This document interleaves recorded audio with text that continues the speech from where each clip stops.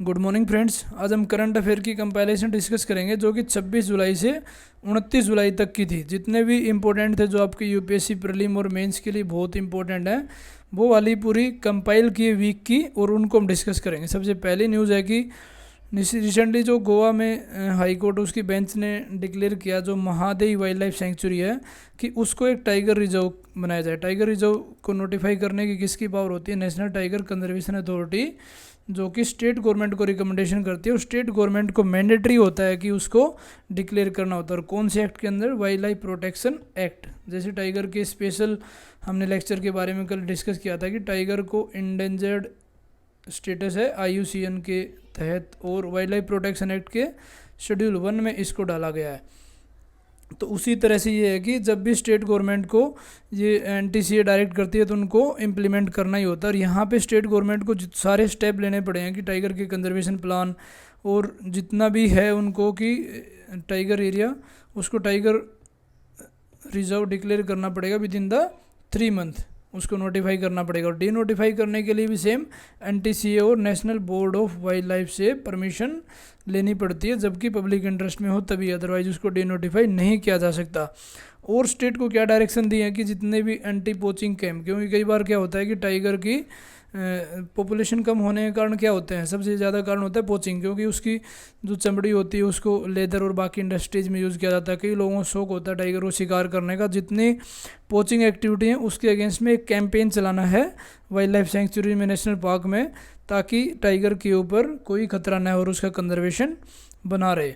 और बाकी स्टेट को ये कहा कि जो शेड्यूल ट्राइब और अदर फॉरेस्ट डिवेलर्स हैं, ये गवर्नमेंट ने 2006 में एक्ट लाया था schedule tribe and other forest dweller के ऊपर, कि उनके स्पेशल राइट हैं, कुछ ओनरशिप राइट हैं, कुछ टाइटल राइट हैं, कुछ ग्रेजिंग राइट हैं, उनको ध्यान में रखा जाए। लेकिन कोई स्पेशल इंक्रोचमेंट ना हो इस एरिया में, क्यों ज़्यादा इंक्रोचमेंट होगी तो वो टाइगर रिजर्व में दिक्कत आएगी।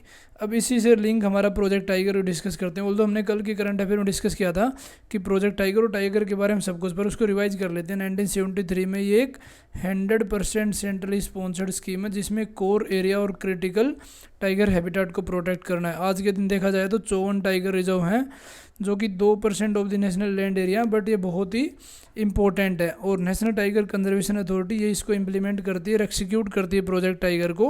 और अब हमने इसकी 50th एनिवर्सरी सेलिब्रेट कर रहे हैं 2023 में। इंटरनेशनल बिग कैट अलायंस भी जो मैसूर में इंडिया ने होस्ट किया है, उस टाइम पे इसके 50 साल पूरे हो गए। अब NTCA की बात यहाँ पे कर सकते हैं। स्टेचुटरी बॉडी है, ministry of environment forest and climate change के अंडर में आती है।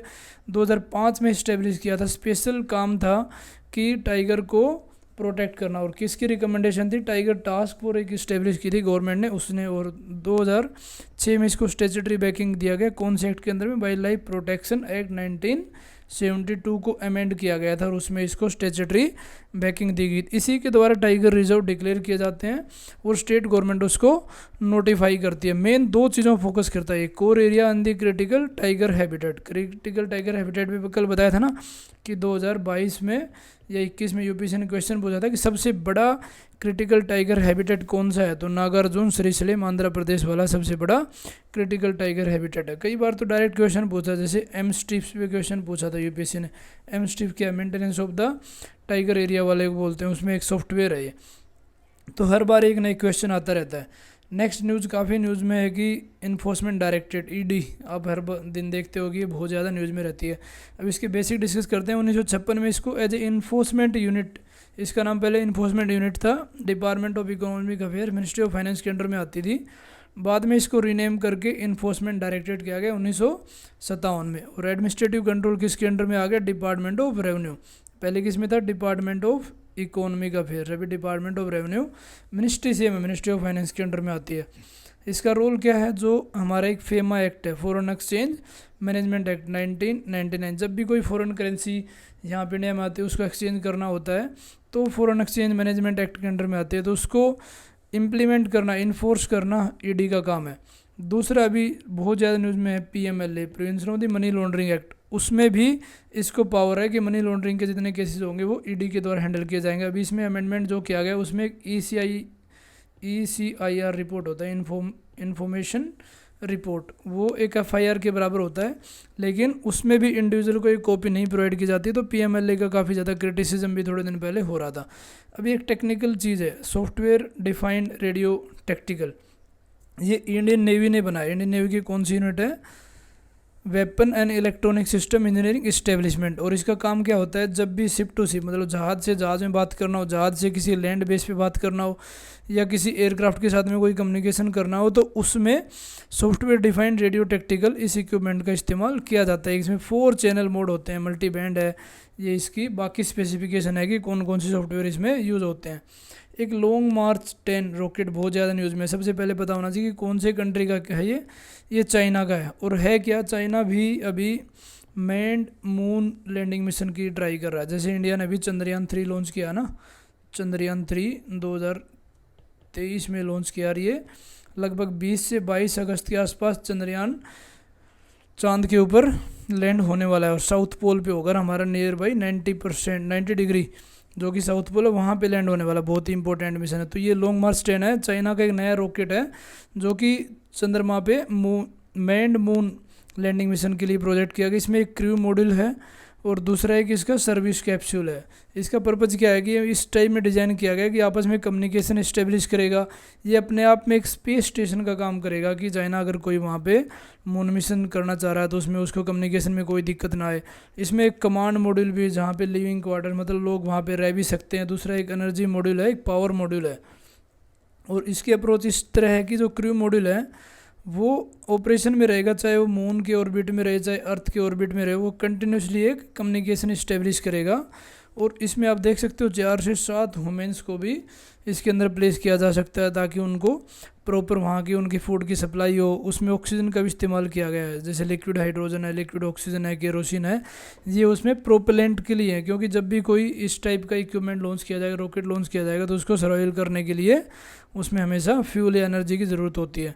ये इसकी स्पेसिफिकेशन है कि 92 मीटर इसकी लंबाई है और बाकी इतना टन वेट ये उठा सकता है। तो आपको सिर्फ इतना पता होना चाहिए लॉन्ग मार्च 10 है किसके लिए, चाइना का है, और मैंड मून मिशन के लिए। बाकी इसकी स्पेसिफिकेशन आप याद कर सकते हो। Next news, biofuel. बायोफ्यूल क्या होता है, जो भी फ्यूल बायोमास से प्रोड्यूस किया जाता है उसको बायोफ्यूल बोलते हैं। लेकिन ये 2 तरह से होता है, एक तो लॉन्ग टाइम अपने आप ही हो जाता है, फॉसिल फ्यूल दबे रहते हैं और उसके बाद में तेल निकलता है, जो भी इस टाइप का फ्यूल यूज होता है वो होता है। दूसरा होता है शॉर्ट टाइम में अगर बायोमास से इस्तेमाल किया जाए, वो भी होता है। तो ये नॉर्मली फोकस कर रहा है जो शॉर्ट स्पैन, मतलब कम टाइम में बायोमास से बायोफ्यूल बनाया जाए उसको बोलते हैं। इसको एक एज ए फ्यूल डायरेक्टली भी यूज़ किया जा सकता है या किसी के साथ में ब्लेंडिंग करके। लेकिन काफ़ी लोग कन्फ्यूज होते हैं कि बायोफ्यूल और बायोमास एक ही है। नहीं, बायोमास डिफरेंट है। बायोमास से बायोफ्यूल बनाया जाता है या तो शॉर्ट टर्म में या लंबे टाइम में, और कुछ एक को कंजप्शन होती है ब्लेंडिंग के साथ में। किसके साथ में ब्लेंड हो सकता है, पेट्रोल के साथ में, गैसोलीन के साथ में, डीजल के साथ में, केरोसिन के साथ में, इनके साथ या तो उसकी ब्लेंडिंग कर दो। या कुछ बायोफ्यूल होते हैं जिनकी ब्लेंडिंग की रिक्वायरमेंट नहीं होती, उनको डायरेक्ट एज ए फ्यूल इस्तेमाल किया जाता है, उनको बोला जाता है ड्रॉप इन बायोफ्यूल। ये तो एक स्पेसिफिक टर्म है, डायरेक्ट आ सकते हैं कि ड्रॉप इन बायोफ्यूल कौन से होते हैं। वो होते हैं जो बायोफ्यूल को ब्लेंडिंग की रिक्वायरमेंट नहीं होती पेट्रोलियम या किसी अदर काउंटर पार्ट के साथ में, उनको डायरेक्ट एज ए फ्यूल इस्तेमाल किया जा सकता है। एक सोली गैस है, नाम से ऐसा लग रहा हो ना कोई गैस होगी, नहीं, ये एक इंडिजिनस ट्राइब है कर्नाटका की। तो काफ़ी इंपॉर्टेंट हो जाती है, डायरेक्ट आता है कि सोली गैस term was in news related to which. तो ये ट्राइब है और ये कहाँ पे रहती है, एक बिलीगिरी रंगना हिल्स। बिलीगिरी रंगना हिल्स यहाँ पे एक वाइल्ड लाइफ सेंचुरी भी है कर्नाटका में, तो उसके आसपास में रहती है, जहाँ पे Chamarajanagar district of the Karnataka.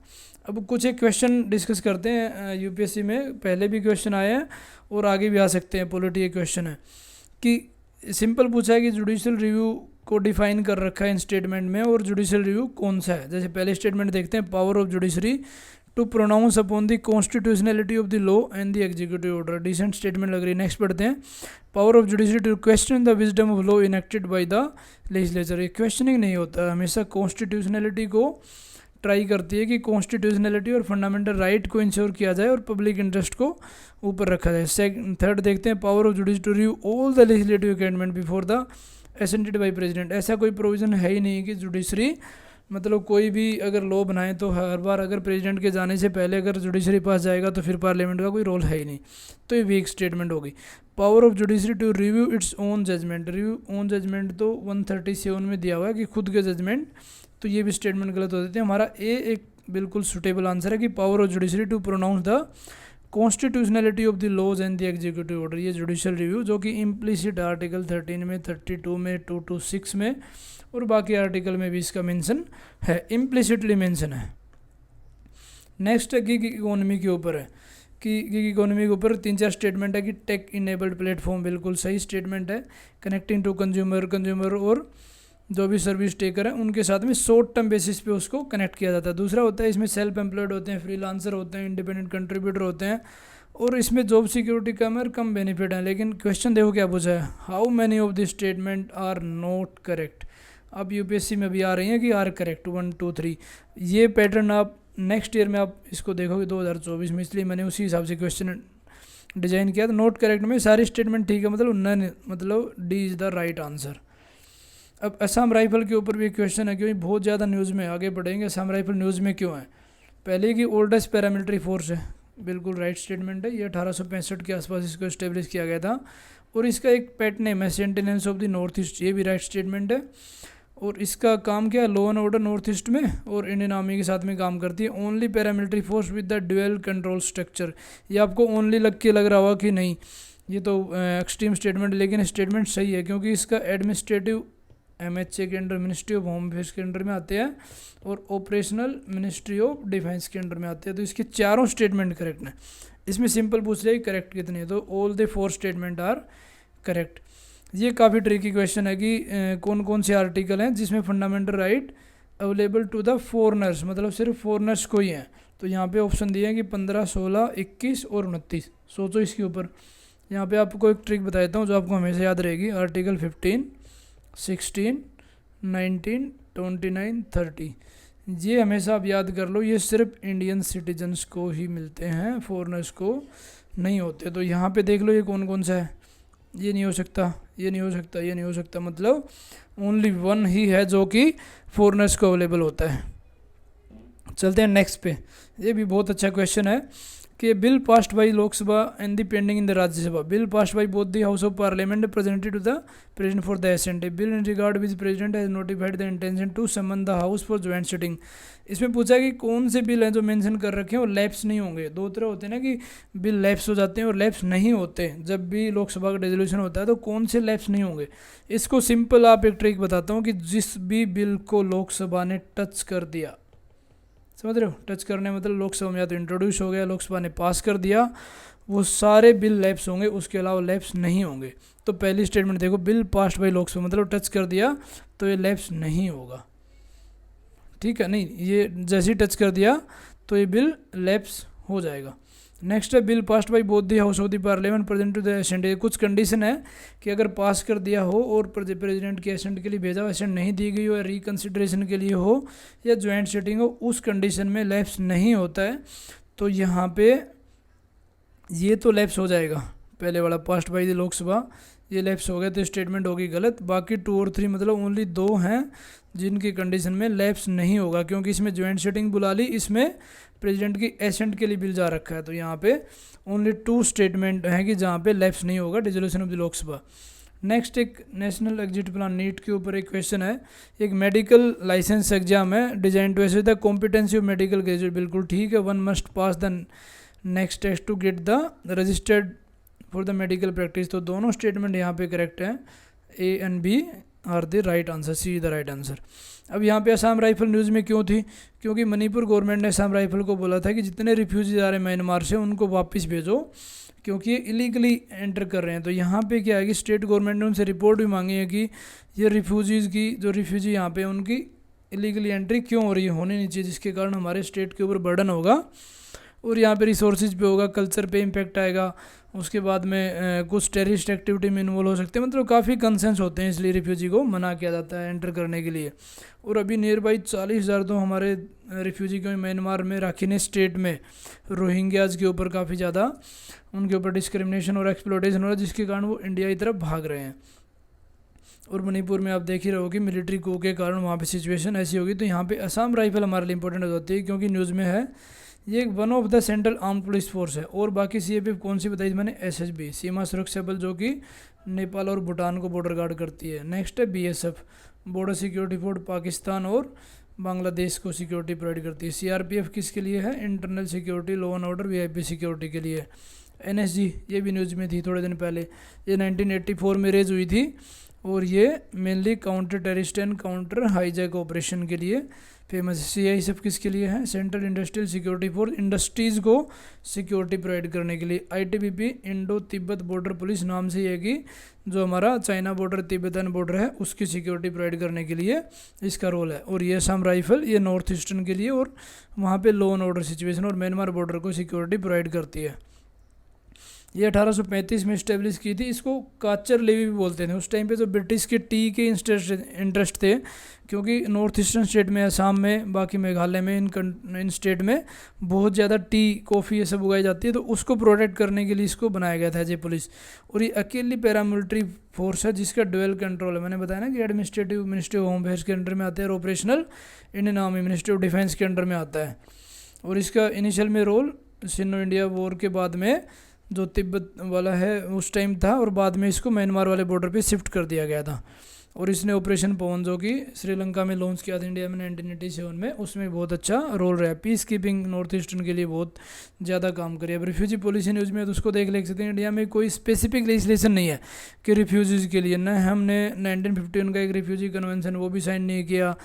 Convention के बाद में एक प्रोटोकॉल आया था उसको भी हमने साइन नहीं किया, बट फिर भी इंडिया रिफ्यूजीज़ को शरण दे रही है। जैसे अभी 40,000 यहाँ से आए, पहले बांग्लादेश से 1971 में रिफ्यूजी आए थे, उससे पहले दलाई लामा जो कि हिमाचल और बाकी स्टेट के थ्रू इंडिया में आया था। तो इंडिया रिफ्यूजीज़ को प्रोटेक्शन देती है, सेम जैसे तमिल यहाँ से श्रीलंका से आए थे।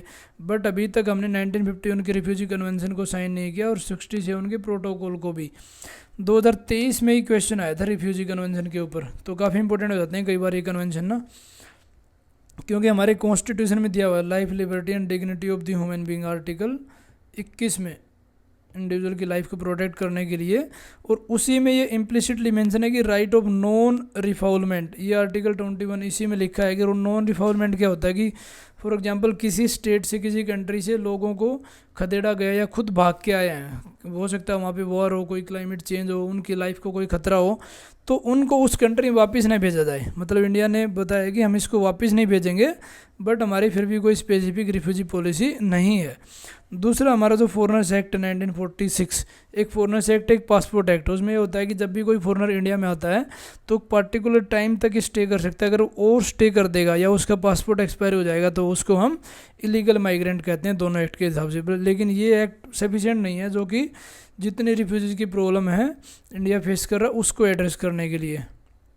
एक और बिल डिस्कस करते हैं, registration of the birth and death. इसको गवर्नमेंट अमेंड करना चाह रही है, 1969 में इसको बनाया गया था। और इसमें आधार को कंपलसरी करने की बात की जा रही है कि अगर बर्थ एंड डेथ को रजिस्टर करेंगे तो आधार को मैंडेटरी किया जाए। और अभी तक आधार इसमें मैंडेटरी नहीं है, क्योंकि काफ़ी पुराना एक्ट है। आधार तो 2014-15 में ही इम्प्लीमेंट हुआ था। और registration of birth and death इस एक्ट में था मैंडेटरी 1969 वाले में। और इसके हिसाब से रिस्पॉन्सिबिलिटी स्टेट की थी कि स्टेट रजिस्टर करेंगे किसी का भी बर्थ होता है, डेथ होता है, ताकि डाटा उसमें पूरी तरह से इस्तेमाल किया जाए। और जो चीफ रजिस्टर है अपॉइंटेड इन एवरी स्टेट, वो अथॉरिटी इसको इम्प्लीमेंट करने के लिए। बाद में रजिस्टर जनरल ऑफ इंडिया, ये किसके अंडर में आता है? मिनिस्ट्री ऑफ होम अफेयर्स के अंडर में। ये रिस्पॉन्सिबल होगा अभी इसके अमेंडमेंट के बाद में कि कोऑर्डिनेट करेगा जो भी बर्थ एंड डेथ के केसेस हैं उनको पूरा यहाँ पे डाटा कंपाइल किया जाए और उसको इम्प्लीमेंट भी करेगा। इसमें स्टेट को कंपल्सरीली आदेश दिया गया है कि उनको शेयर करना ही पड़ेगा सारा data register general of India में। और आरजीआई हमारा सेंसस जो 10 साल में होता है उसको भी आरजीआई देख रहा है, ठीक है, पॉपुलेशन सेंसस को भी ये देखता है। और स्टेट को सिर्फ क्या होता है, एनुअल स्टेटिस्टिकल रिपोर्ट भेजनी पड़ती है, लेकिन अभी मैंडेटरी कर दिया कि उनको भेजना ही भेजना पड़ेगा। और स्टेट को एक अलग से सिविल रजिस्ट्रेशन सिस्टम भी मेंटेन करना है। नेक्स्ट, इसरो की बहुत अच्छी न्यूज़ है।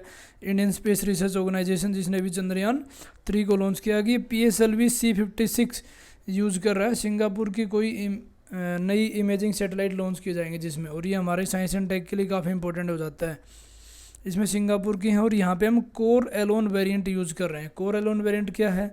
ये इसरो का ही है कोर एलोन वेरिएंट, जिसमें क्या है कि solid rocket step on booster use नहीं करते। होता क्या है कि जब भी हम ये अपनी सैटेलाइट लॉन्च करते हैं तो उसमें different step on, 2 step on, 3 step on, 6 step on, ताकि उसको और ज़्यादा बूस्ट मिले। उस बूस्ट को ताकि ये अपने स्पेस में ऑर्बिट में जाने में इसको कोई दिक्कत ना हो, लेकिन इसमें हम कोर एलोन में इसको इस्तेमाल नहीं कर रहे। और PSL भी हमारी काफ़ी फ्लेक्सिबल है। इससे हमने देखो चंद्रयान 2 को भी, चंद्रयान मार्स ऑर्बिटर मिशन मोम को हमने इससे लॉन्च कर दिया था, जबकि काफ़ी वर्ल्ड को लगा कि यार इतनी दूर तक हमने PSLV से भिजवा दिया, क्योंकि अभी तो हम GSLV यूज़ कर रहे हैं, जियो सिंक्रोनस लॉन्च व्हीकल। और PSLV की इतनी पावर नहीं थी, लेकिन काफ़ी फ्लेक्सिबल है, जिसमें हम कितने भी स्ट्रैप ऑन बूस्टर लगा सकते हैं ताकि उसको ज़रूरत के हिसाब से उतना पेलोड और उतनी डिस्टेंस वो कवर कर सके। ये इसका एक कॉमर्शियल मिशन है जिसमें अलग अलग टाइप के पेलोड हैं, कोई सिंथेटिक अपर्चर है, कोई वेदर वाली है, कोई नाइट को कवरेज करने वाली है। तो ये सारी सैटेलाइट हम इससे लॉन्च करेंगे।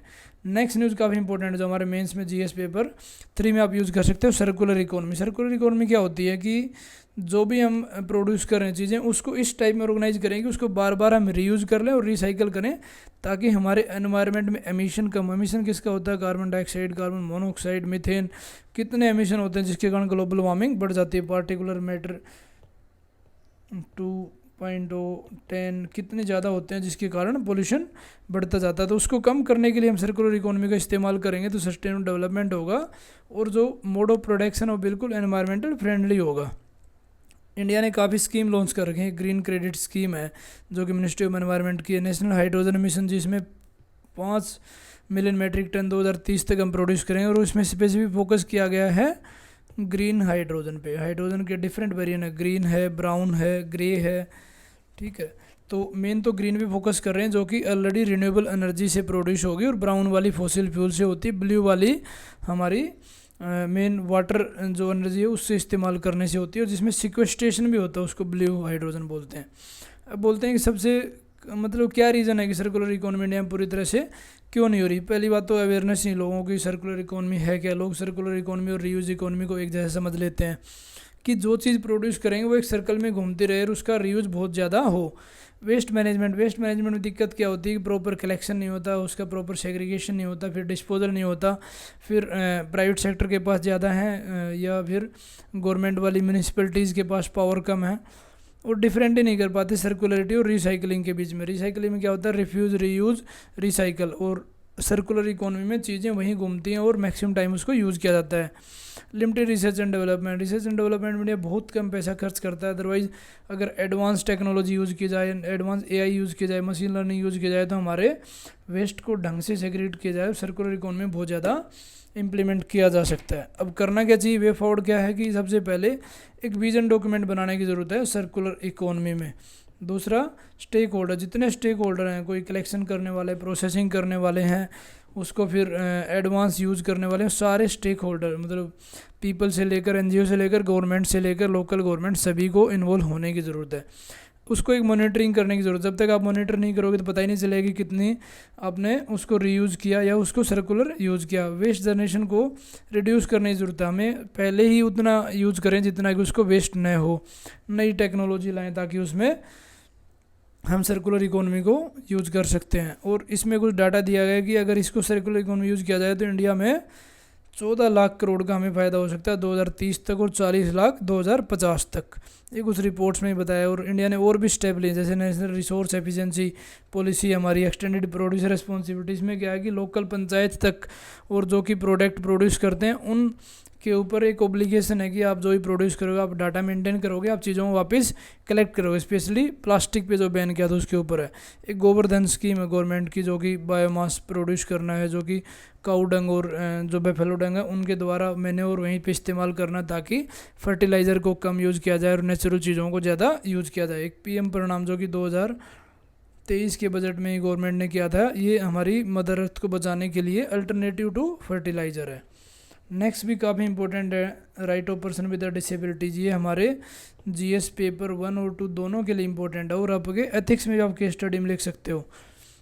UN कन्वेंशन है on the right of the person with disability, define करता है कि डिसेबिलिटी पर्सन कौन है। या तो उनको लॉन्ग टर्म कोई फिजिकल, मेंटल, सेंसरी इस टाइप की इंपेयरमेंट होगी जो डे टू डे लाइफ में कुछ करना चाह रहे हैं, उसमें उसको हैम्पर कर रहे हैं। और इंडिया में पॉपुलेशन कितनी है, लगभग 2.2% हमारे कंट्री में डिसेबल्ड पर्सन है। तो एक अच्छी खासी पॉपुलेशन जिनको सिक्योरिटी देने की ज़रूरत है। और सिक्योरिटी कहाँ कहाँ पे, उनके हेल्थ में, एजुकेशन में। सोशल एक्सक्लूजन किया जाता है, उनको इंक्लूजन करने की ज़रूरत है। उनका डाटा प्रॉपर मेंटेन करने की ज़रूरत है। गवर्नमेंट ने जो लॉ बनाए हैं जैसे right of person with disability act, उसको अच्छे से मेंटेन करो, क्योंकि इसमें उसको डिफाइन भी किया गया है। उनको 4% रिजर्वेशन इन जॉब्स और 5% रिजर्वेशन इन द एजुकेशन में दिया गया, उसको इंप्लीमेंट करो। एक स्पेशल डिपार्टमेंट है, department of empowerment of the person disability under the ministry of social justice. उसके साथ और इनिशिएटिव जैसे एक्सेसिबल इंडिया कैंपेन है, एक अडीप इनिशिएटिव। अडीप क्या है, असिस्टेंस टू डिसेबल्ड पर्सन। ये 1981 में गवर्नमेंट ने लॉन्च किया था। इसमें डिसेबल्ड को असिस्ट किया जाता है आर्टिफिशियल लिम्स के द्वारा। कुछ स्पेशल ग्रांट दी जाती थी जिसमें 10,000 के आसपास, बाद में उसको बढ़ा के 15,000 दिया गया था। एजुकेशन मेजर्स का आप एग्जांपल दे सकते हो, राजीव गांधी फेलोशिप स्कीम है, CSR कॉर्पोरेट सोशल रिस्पॉन्सिबिलिटी। ये कंपनीज एक्ट 2013 में इसको मैंडेटरी किया गया कि अपने प्रॉफिट का 2% कुछ सोशल सेक्टर में और कुछ बाकी इंफ्रास्ट्रक्चर में आपको इन्वेस्ट करना ही करना है। कुछ साइन लैंग्वेज के ऊपर रिसर्च है, तो काफ़ी इंपॉर्टेंट है। CBI के ऊपर, CBI और ED तो बहुत ज़्यादा न्यूज़ में है, तो इसके ऊपर बेसिक डिस्कस कर लेते हैं। CBI को मिनिस्ट्री ऑफ होम अफेयर्स के अंडर में 1963 में इस्टेब्लिश किया था बाई ये रेजोल्यूशन।